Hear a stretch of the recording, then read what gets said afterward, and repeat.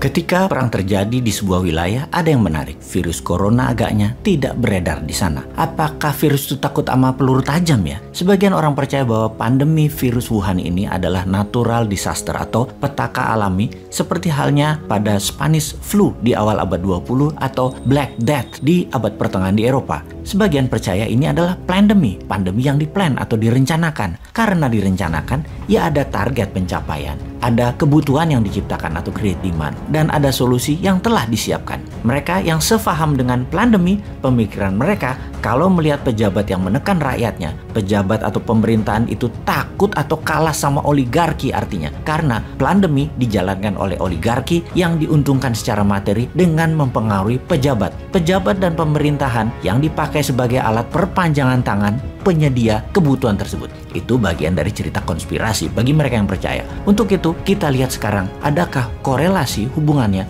dengan perang di Ukraina versus pandemi. Juga sebelumnya kita kupas bagaimana taktik perang Rusia di Ukraina dan apa counter attack strategi bertahan dan menyerang baliknya Ukraina kali ini. Kita lanjut. Sebagaimana kita ketahui pada 24 Februari 2022, dalam waktu 48 jam atau 2 hari setelah serangan, kemajuannya sangat cepat hingga menjangkau lebih dari 80 km dari garis perbatasan. Salah satunya karena militer dan pejabat Ukraina tidak percaya bahwa Rusia akan masuk menyerang Ukraina. Kemudian serangan Rusia melambat, bahkan dalam 2 minggu setelah pencapaian 80 km tersebut, ternyata serangannya hanya menambah jangkauan 15-20 km saja. Hingga saat ini, hanya kota pelabuhan Mariupol yang luluh lantak. Kota nomor 2 terbesar Ukraina, Kharkiv, masih belum bisa ditaklukkan walau jaraknya sangat dekat dengan perbatasan Rusia. Kota nomor 3 terbesar Ukraina, Odessa, bahkan belum tersentuh banyak. Dan Kiev, ibu kota negara, masih aman, belum bisa terjangkau pasukan Rusia. Masih 30 km jarak pasukan Rusia terdekat untuk mencapai Kiev, dan ini sudah minggu ke-6 setelah penyerangan.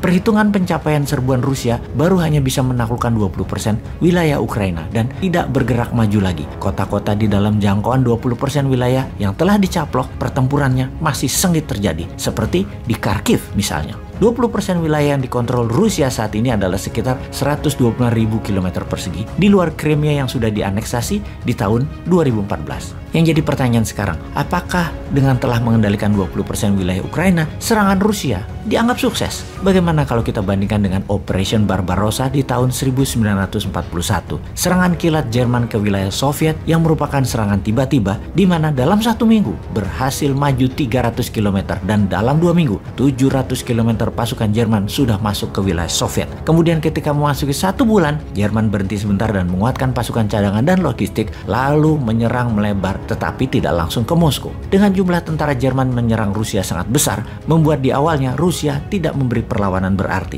Namun yang kita semua tahu, Operation Barbarossa, Jerman kalah dari Soviet. Kesalahan Jerman adalah salah waktu menyerang Soviet di musim dingin, dan salah membaca moral semangat tentara Soviet yang militan. Kita sekarang membandingkan dengan serangan sekutu ke Irak di tahun 2003, di mana dalam 1 minggu 300 km pasukan Amerika dan sekutu masuk ke wilayah ibu kota Baghdad, yang kemudian dalam 6 minggu, 1,5 bulan kemudian Irak takluk.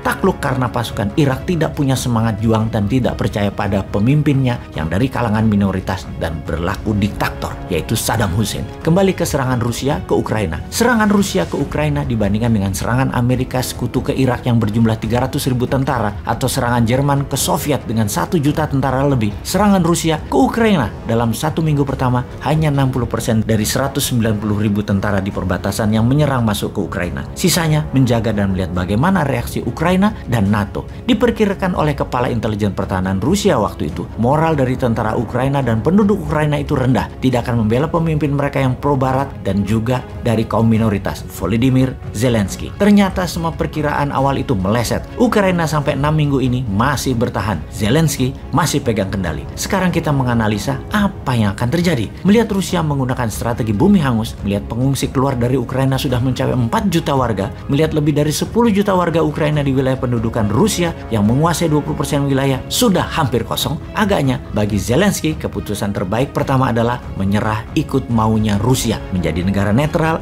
tidak ikut NATO, melepas Donbas, menerima lepasnya Crimea, atau terus bertahan, tidak menyerah namun terbuka untuk negosiasi, main panjang, selundupkan terus senjata dari perbatasan Polandia ke kota Lviv, tambah terus mercenaries dari pihak barat, geser penduduk ke sisi barat Ukraina, biarkan sisi timur kosongkan penduduknya, bertahan sporadis pakai serangan insurgensi dengan perang kota di wilayah timur Ukraina. Lalu ada lagi analisa yang sangat penting untuk kita pertimbangkan. Kita semua tahu, virus Delta adalah mutasi virus Alpha. Siapa yang terpapar Alpha tidak terpapar Delta. Lalu ada Omni, di mana yang terkena Alpha dan Delta ternyata tetap bisa kena Omni. Artinya apa? Ada dua artinya. Artinya, satu, vaksin tidak efektif karena sudah divaksin tetap kena, walau dengan perkataan yang penting tidak parah. Nomor dua, juga bisa berarti Omni bukan mutasi Delta, karena itu yang kena Alpha atau Delta tetap bisa kena. Maka, analisa gosip terbaru adalah kalau perang Ukraina cepat berlalu, kurang dari 3 bulan dari sekarang, maka tugas pandemi belum selesai. Ada Delta